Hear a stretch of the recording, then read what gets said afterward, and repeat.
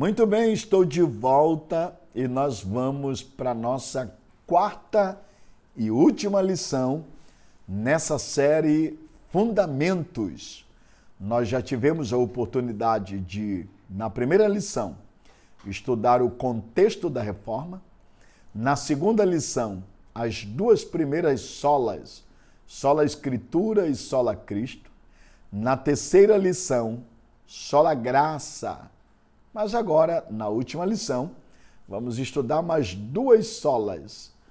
Sola Fide, ou seja, somente a fé, e sola Deo Glória, somente a Deus pertence a glória. Nosso texto base está em Romanos 10, verso 17. Logo, a fé vem pelo ouvir e o ouvir a palavra de Cristo. Sola Fide significa salvação é somente pela fé em Cristo.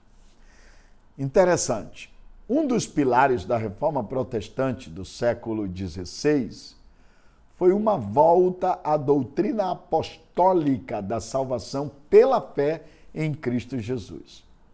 Os reformadores subliminaram a supremacia da fé sobre as obras da salvação. Os documentos mais importantes na história da Igreja, como nossa Confissão Pública de Fé, afirma que fé em Jesus Cristo é uma graça salvadora pelo qual recebemos e confiamos somente nele para a salvação, como ele nos é oferecido o Evangelho. Ou seja, a fé não é a causa da salvação, mas ela se constitui o instrumento pelo qual nós obtemos a graça de Deus. Nesse aspecto, vale ressaltar que tratar sobre sola fé é compreender basicamente alguns pontos fundamentais. Vou dizer para você o primeiro deles. A fé salvadora é mais do que mero assentimento intelectual. Eu vou repetir. A fé salvadora é mais do que um mero sentimento intelectual da verdade. Embora a verdadeira fé repousa no conhecimento e não na ignorância, a fé salvadora é mais do que conhecimento intelectual da verdade. E por que digo isso? Porque não basta apenas ter informações da verdade. É preciso ser transformado por ela. Os demônios sabem que Deus existe e até tremem diante da sua majestade, mas estão perdidos. É só pegar Tiago 2,19. Jesus diz que alguns o chamam Senhor, operam milagres, expulsam demônios e até profetizam, mas o tempo todo vivem na iniquidade e não possuem a fé salvadora. Isso está lá em Mateus 7, 22 ao 23. Então, é importante compreender que fé é mais do que mero sentimento intelectual. É possível alguém ter muitas informações sobre Deus e até pregar sobre Deus e dizer coisas bonitas sobre Deus, mas não ter relacionamento com Ele e não ser salvo. A minha pergunta para você, e eu penso que você, líder, deve perguntar isso aos seus liderados. Você tem relacionamento com Deus e o teu conhecimento é experimental ou ele é formal? É um conhecimento apenas intelectual ou é um conhecimento prático do qual você desenvolve uma vida com Deus? Lembre-se, fé não é um mero sentimento intelectual. Mas, em segundo lugar, a fé salvadora não depende das boas obras para nos justificar diante de Deus. Interessante. Há muitos conceitos que ensinam que a salvação é uma somatória de fé mais obras, mas isso está em total desacordo com as Escrituras. E por quê? Porque a fé é a raiz e as obras são apenas o fruto. Eu vou dizer, a fé é a raiz e as obras da fé são apenas o fruto. Não somos salvos pela combinação de fé e obras, mas sim por uma fé que produz obras. Somos salvos exclusivamente pela fé, mas por uma fé que não permanece só. Está lá em Tiago, capítulo 2, verso 20, a partir também dos versos 22 e 26. Aliás, a fé é o meio e a condição da salvação, ao passo que as obras são seu fruto e sua evidência. Portanto, é um equívoco pensar que a salvação é a união entre fé e obras. Fé é para as boas obras, mas a fé não resulta das boas obras. Tanto a fé quanto a salvação, ela de fato é fruto exatamente da graciosidade divina. Por isso, só a fé é um assunto importante. Nesse aspecto, devo dizer a terceira verdade. A fé salvadora é um dom exclusivo de Deus e não um mérito humano. Não é um merecimento humano. Toda obra da salvação é concebida, realizada e consumada por Deus. É Deus quem abre o coração para crermos em Cristo. É Ele quem dá o arrependimento para a vida. É Ele que chama eficazmente pela fé salvadora. É Ele quem justifica e glorifica aqueles a quem crê. A fé salvadora não é apenas um conhecimento e nem um sentimento inato, mas uma confiança exclusiva e absoluta na pessoa e na obra de Cristo Jesus, em nosso favor. Por isso, você precisa, nobre líder, trabalhar com seus liderados a respeito dessa fé, a fé salvadora. Mas, em quarto lugar, a fé é o instrumento mediante o qual recebemos vida eterna. A fé não é a base da salvação, mas o seu instrumento de apropriação. A fé é o elo de ligação entre o crente e Cristo. Está lá em Gálatas 3:26, João 3:16, Atos 16:31. A fé é a causa instrumental da justificação. Está em Romanos 5:1. Somos salvos pela obra expiatória de Cristo, mas apropriamo-nos dos resultados dessa obra somente pela fé. A fé é como a mão estendida de um mendigo recebendo um presente de um rei. Como a fé recebe Cristo, ela nos leva à posse de todos os seus benefícios. É por isso que a Bíblia diz, pela fé é que somente o homem pode agradar a Deus. Está lá em Hebreus 11:6. Por isso, precisamos compreender essa verdade sobre a fé. Mas, em terceiro lugar, a fé salvadora tem uma importância fundamental em nosso relacionamento com Deus. A fé vem pela pregação do Evangelho, está lá em Romanos 10:17, e por meio dela nos tornamos filhos de Deus, está lá em João 1:12. Logo, aquele que se aproxima de Deus deve crer que ele existe, está lá em Romanos 11:6. Pois o justo viverá pela fé, está lá em Romanos 1:17. É justificado mediante a fé, Romanos 5:1. E pela fé ele toma posse da vida eterna, João 3:16. Pela fé estreitamos o nosso relacionamento com Deus e tornamo-nos como Abraão, o nosso pai na fé. Nos tornamos amigos de Deus. Por isso, sobre a fé, eu devo dizer para você, a fé é a certeza e a convicção de que nós somos salvos. A palavra fé tem vários significados no Novo Testamento, mas a definição clássica de fé é: a fé é a certeza de coisas que não se esperam e a convicção de fatos que não se veem. Está lá em Hebreus 11:1. A fé não duvida, a fé confia não na própria fé, mas no Deus que nos dá fé. Por isso, sem fé é impossível o homem agradar a Deus. E nisto, somos salvos pela fé, vivemos pela fé, caminhamos pela fé em Cristo e vencemos esse mundo pela fé. Qual é a conclusão da sola fide? A salvação não é alcançada pelas obras, nem por uma parceria entre a fé e as obras. A salvação é recebida pela fé somente. Pelas obras, ninguém pode ser justificado diante de Deus. A salvação não é conquistada pelas obras, mas ela é recebida pela fé em Cristo.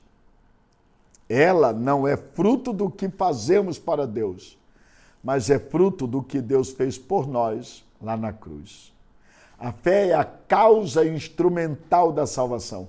Todo aquele que crê em Cristo tem a vida eterna. A fé, portanto, é como a mão de um mendigo estendida para receber o presente de Deus, que é o nosso Senhor. Nisto sola fide nos ensina. Somos justificados pela fé. Somos salvos pela graça, mediante a fé. Somos salvos pela fé não nas obras, mas pela fé para as boas obras. As obras não são a causa da nossa salvação, mas a sua evidência. A causa da salvação é Deus.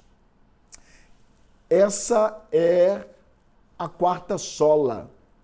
Mas nós vamos concluir essa quarta lição apontando a última sola, a quinta na ordem, que é sola Deo Gloria. E eu gostaria que você atendesse. Sola Deo Gloria significa somente a Deus pertence a glória do início ao fim. Somente a Deus. E Ele não compartilha a sua glória com ninguém. Mas para tratar desse assunto, vou fazer uso de Romanos 13, versículo de número 36. Porque dele, por ele e para ele são todas as coisas, glória, pois, a ele eternamente. Interessante. A reforma também tornou-se uma necessidade imperativa, porque a igreja havia se desviado tanto da doutrina quanto da ética. Ela corrompera-se em sua fé e em sua conduta. Os homens cheios do poder eclesiástico e desprovidos de piedade ostentavam a sua própria grandeza. Atribuíam a si mesmo poderes que não possuíam. Colocavam-se num pedestal que não lhes pertencia. Buscavam glória para si mesmo e recebiam honra que só Deus era devida. Por isso, o último pilar da reforma foi sola Deo ou soli Deo glória. Somente a Deus pertence a glória. Essa tendência de colocar o homem no centro do universo e empurrar Deus para a lateral é antiga. O filósofo grego, que na verdade ficou conhecido como Protágoras, ele já dizia que o homem é a medida de todas as coisas. Como se isso não bastasse, Karl Marx tentou tirar Deus da história com seu materialismo dialético. Charles Darwin também tentou tirar Deus da ciência com a sua obra A Origem das Espécies. Sigmund Freud, o pai da psicanálise, tentou banir Deus do inconsciente do homem. Nietzsche, do topo de sua presunção, proclamou a morte de Deus. Richard Dawkins, o patrono de todos os contemporâneos ateus, diz que Deus é um delírio.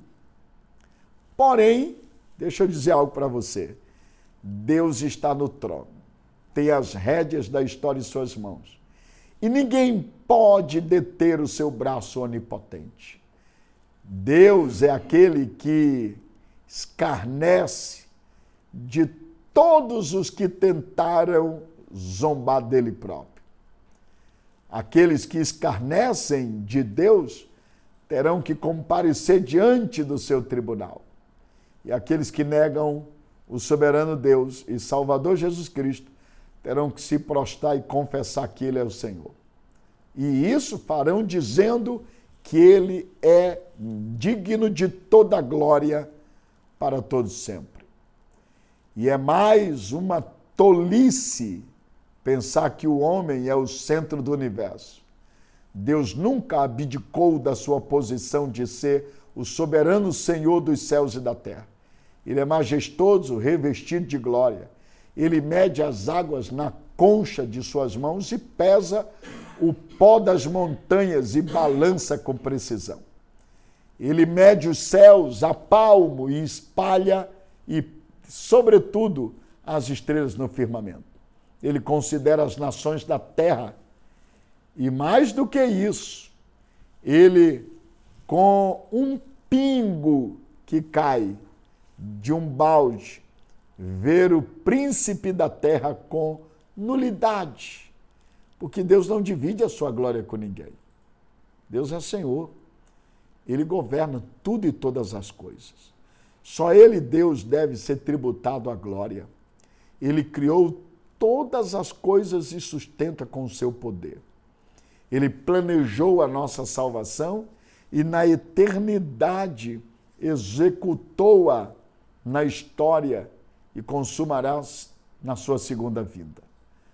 O lugar do homem não é o pedestal, mas no escabelo dos pés daquele que é todo-poderoso. Por isso, toda a glória dada ao homem é vanglória, é glória vazia, é idolatria, é abominação contra Deus. Toda a criação celebra o Criador. Os céus proclamam a glória de Deus e o firmamento anunciam as suas obras. As digitais do Criador podem ser vistas na vastidão do mundo. Aliás, o mundo estelares e na singularidade de uma gota de orvalho. A cada manhã as nuvens dançam nas fímbrias do horizonte, ao baloucar do vento, pintando exatamente os quadros singulares de raríssima beleza, deixando em cada tela a assinatura divina do pintor. Por isso, meu querido, minha querida, é você que é líder, nós precisamos compreender que o Deus eterno tem as rédeas da história e só Ele pertence a honra e a glória. Bendito é Ele, porque Ele é aquele que tem exatamente o poder de controlar e governar todas as coisas. Deus é o único que merece toda a honra, toda a glória e todo louvor. E por quê? Porque Ele governa todas as coisas. Ele é glorioso em si mesmo, mas criou e salvou tudo e todas as coisas com um propósito, para o seu louvor, a sua glória. Ele não divide a sua glória com ninguém. O principal papel do homem é glorificá-lo e gozá-lo para sempre. O fim principal do homem é glorificá-lo. Nenhum outro propósito, por mais elevado, pode significar nessa vida que vivemos, senão para o louvor da glória de Deus. Agora, diante dessa verdade, sola fide, sola glória, precisamos fazer a pergunta: quais as implicações que a reforma traz para a igreja de hoje? Qual é a mensagem que nós precisamos aprender? Em primeiro lugar, precisamos de reforma no sacerdócio. Segundo, precisamos de reforma na teologia. Terceiro, precisamos de reforma na liturgia. E quarto, precisamos de reforma na vida. E por que digo isso? Nós precisamos voltar à centralidade das Escrituras, à centralidade de Cristo, a centralidade da graça de Deus, as doutrinas da graça. Precisamos voltar à centralidade do cristianismo puro e simples, cuja fé está fundamentada apenas em Cristo e na sua palavra, e precisamos tributar a Deus toda a honra e toda a glória. Nós precisamos de uma reforma que nos ponha de volta no caminho da verdade e de uma vida cheia do Espírito Santo. Precisamos cuidar da doutrina e da vida, precisamos crer na verdade e vivê-la.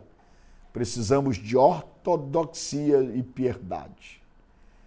Nós precisamos de uma reforma que coloque Cristo no centro do culto, onde o púlpito seja governado pela Bíblia, onde a mensagem seja cristocêntrica, onde o evangelho não seja diluído. Nós precisamos de uma reforma que ponha limite no liberalismo, no misticismo religioso e no anti-intelectualismo. Precisamos de uma reforma que esteja centrado no evangelho, puro e simples, para que ao nome de Deus toda a honra, toda a glória seja tributada. Portanto, nessas 4 lições, tivemos a oportunidade de refletir sobre o contexto da reforma, sobre a ênfase da reforma, sobre contra quem e o que os reformadores protestaram e qual é a mensagem da reforma para a igreja de hoje. Nobre líder, cabe a você agora ampliar essas informações, fazendo com que seus liderados entendam a importância de compreender a reforma e a mensagem que ela traz para todos nós hoje.